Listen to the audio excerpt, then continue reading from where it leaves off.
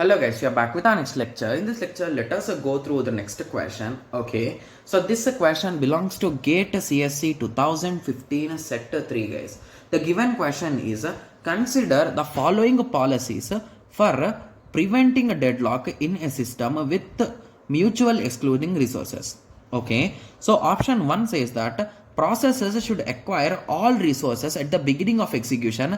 If any resource is not available, all resources acquired should be released.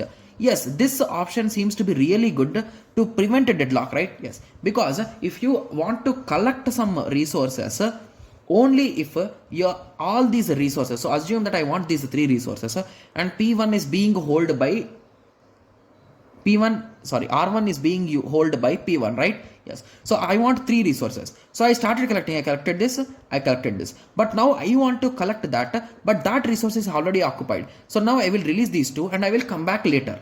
So that indirectly I am not blocking this and I am not causing a deadlock, right? Yes. So now this option seems to be really promising. So 1 should be the correct answer, right? Because we are in search of true ones.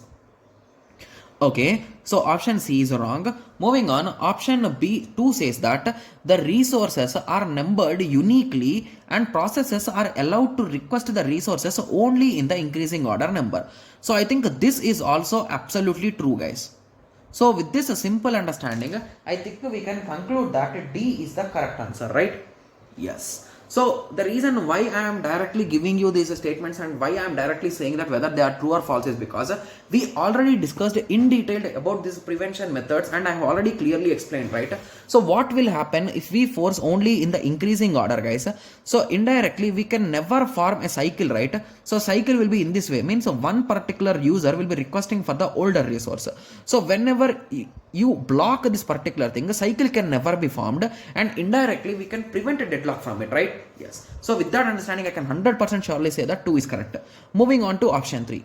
Option 3 says that the resources are numbered uniquely and the process are allowed to request for resources only in the decreasing order. So it might be in increasing order, it might be in decreasing order, but anyway, we are just trying to avoid the loop from here to here or here to here. So if I remove any one of those loop, we will end up with a deadlock free one, right? Yes. So with that analysis, I can say that 2, 3 are also correct. Moving on to 4.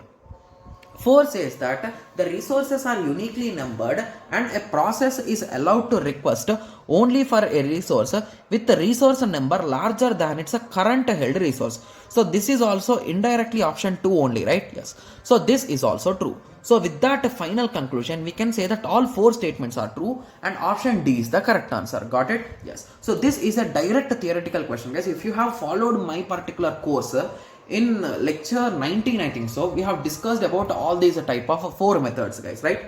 Yes. So I hope everyone got a clear idea with respect to this. So in the next lecture, let us continue with the next question. Thank you. Thanks for watching. Like, share and subscribe for more awesome videos like this. Thank you.